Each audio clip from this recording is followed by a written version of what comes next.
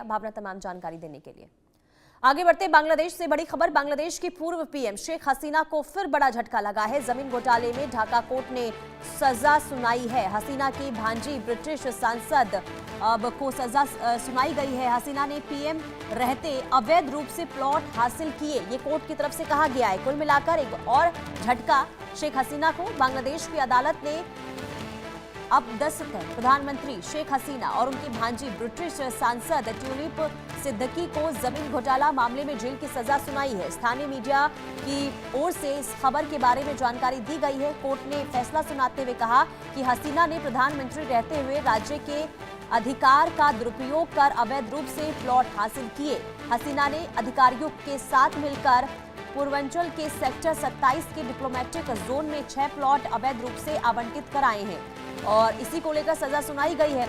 इसमें कहा गया है कि 1969 का जो उल्लंघन हुआ है, इनमें हसीना के बेटे साजिब वाजेद, जॉय बेटी साइमा वाजेद और बहन रेहाना की बेटी ट्यूलिप रिजवाना मुजीम सिद्दीकी के नाम भी इसमें शामिल है। और इसी को लेकर यानी कि पूरा जो ये मामला है जमीन घोटाले का है, जिसे लेकर सजा सुनाई गई है शेख हसीना को। जब प्रधानमंत्री थी बांग्लादेश की तो उस समय जमीन घोटाला किया गया, ये आरोप लगा और इसके बाद कोर्ट में इस पूरे मामले को लेकर सुनवाई हुई और कोर्ट ने इस पूरे मामले को लेकर यानी कि जमीन घोटाले मामले को लेकर सजा सुनाई है। तो बहुत बड़ा ये झटका। इससे पहले फांसी की सजा देके सुनाई गई और इसके बाद अब जमीन घोटाले को लेकर भी सजा सुनाई गई है। तो एक के बाद एक मुश्किल इस वक्त शेख हसीना के सामने और खास करके इससे पहले देखिए फांसी की सजा और इसके बाद अब जमीन घोटाले को लेकर ये ढाका कोर्ट ने जो सजा सुनाई है वो बहुत बड़ा झटका शेख हसीना के लिए है। तो मुसीबत में शेख हसीना एक बार फिर से फंसती हुई नजर आ रही है और रैनिक दत्ता हमारे संवाददाता तमाम जानकारी के साथ जुड़ चुके हैं। रैनिक, एक और बड़ा झटका शेख हसीना के लिए, पूरा मामला विस्तार से बताइए।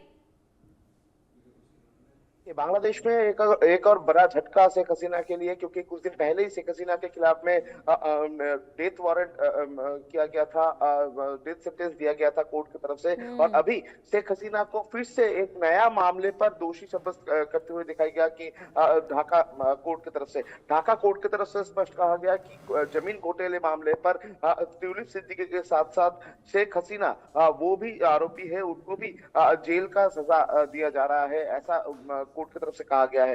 दूसरी तरफ अगर देखा जाए तो ये पूरा मामला है शेख हसीना जब सत्ते में था उस टाइम पीरियड का, यानी उनके खिलाफ में आरोप है कि शेख हसीना जब सत्ते में था उसी टाइम पर बांग्लादेश का पूर्वांचल में जो सेक्टर 27 है उस जगह पर 6 जमीन इलीगल तरीके से सरकारी प्रभाव खटाते हुए सरकारी प्रभाव देते हुए ये जमीन को हड़प लिया गया था और ये जमीन हड़पने के पीछे ये शेख हसीना का इन्वॉल्वमेंट था। और शेख हसीना सिर्फ नहीं, शेख हसीना के साथ साथ ट्यूलिप सिद्दीकी वो भी इस पूरा घोटाले मामले में शामिल थे। उनकी तरफ से भी ये जमीन को हड़प लिया गया था। 6 जमीन के जो घोटाला मामला, उस मामले पर शेख हसीना का नाम सामने आया था। और सिर्फ शेख हसीना नहीं, जैसे कि सूत्र के हवाले से खबर है कि ये पूरा मामले पर वाजिद जॉय यानी शेख हसीना का जो बेटा उनके खिलाफ भी आरोप उठ रहा है कि ये पूरा घोटाले के साथ वो भी शामिल है। यानी शेख हसीना को किसी भी हालात पर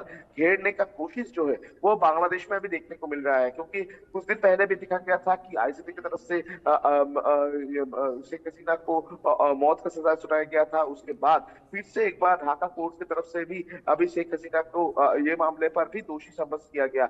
और अगर देखा जाए तो मोहम्मद यूनुस सत्ते में आने के बाद से शेख हसीना को किसी भी हालात पर देश में वापस ले आके शेख हसीना के खिलाफ में कार्रवाई किया जाएगा, ऐसा बयान दिया गया था। उसके बाद जिस तरीके से शेख हसीना हो या आवामी लीग का सपोर्टर्स हो, उनके खिलाफ में कार्रवाई किया जा रहा है, उनके खिलाफ में जिस तरीके से किया जा रहा है, तो उसमें साफ है कि किसी भी हालात पर शेख हसीना को किसी भी रूप पर देश पे वापस लाने का जो कोशिश वो अभी भी जारी है बांग्लादेश में। और इसी वजह से लगातार एक से बढ़कर एक मामले पर सुनवाई जो है वो हो रहा है और उसमें शेख हसीना को आरोपी ठहराया जा रहा है। ये पूरा घटना को लेकर ये पूरा जो कोर्ट की तरफ से ऑर्डर दिया गया है, इसको लेकर ट्यूलिप सिद्दीकी की तरफ से दावा किया गया है कि ये बायस्ड डिसीजन है, बायस्ड ऑर्डर है, ऐसा ट्यूलिप सिद्दीकी की तरफ से कहा गया है। लेकिन इस मामले में सजा क्या हुई है शेख हसीना को और जो नाम जिसका जिक्र आप कर रहे हैं, क्या सजा उनको सुनाई गई है?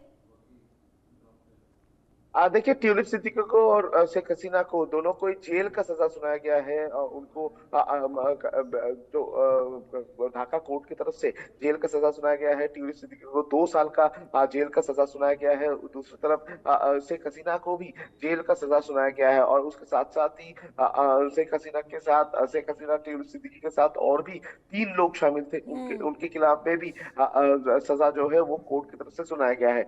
पूरा ये मामले को लेकर अभी जोर जोर से पॉलिटिक्स भी चालू हो चुका है, क्योंकि अगर देखा जाए तो ट्यूलिप सिद्दीकी जो कि आवामी लीग का एमपी भी रह चुके हैं, सांसद रह चुके हैं बांग्लादेश का, उनकी तरफ से दावा किया जा रहा है कि मोहम्मद यूनिस खुद का मन मर्जी करके इस तरीके का जो ये सजा सुना रहा है, खुद का मन मर्जी करके इस तरीके का कमीशन गठन कर रहा है और कमीशन में किसी भी हालत पर आवामी लीग हो या शेख हसीना हो, इनको दोषी ठहराने का जो कोशिश वो लगातार किया जा रहा है। ये इंटरिम गवर्नमेंट की तरफ से पूरा आरोप जो है वो इंटरिम गवर्नमेंट के ऊपर लगाया जा रहा है ट्यूलिप सिद्दीकी की तरफ से। मगर ये पूरा मामले को लेकर अभी तक शेख हसीना की तरफ से या तो आवामी लीग की तरफ से कोई ऑफिशियल स्टेटमेंट अभी तक नहीं जारी किया गया है। बिल्कुल रैनिक, क्योंकि देखिए सजा तो हो गई है, लेकिन क्या कोई विकल्प इस वक्त शेख हसीना के पास है सजा कम करने को लेकर या फिर सजा से बचने को लेकर?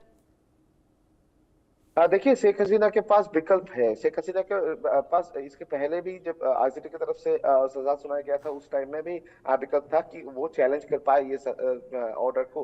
ये जो सेंटेंस दिया गया है इसमें चैलेंज करने के लिए शेख हसीना को फिजिकली उस कोर्ट में ठीक है, यानी कि विकल्प है और उस विकल्प का कैसे आगे इस्तेमाल किया जाता है शेख हसीना की तरफ से, रैनिक, ये देखना काफी अहम होगा। फिलहाल के लिए रैनिक, बहुत शुक्रिया तमाम जानकारी देने के लिए।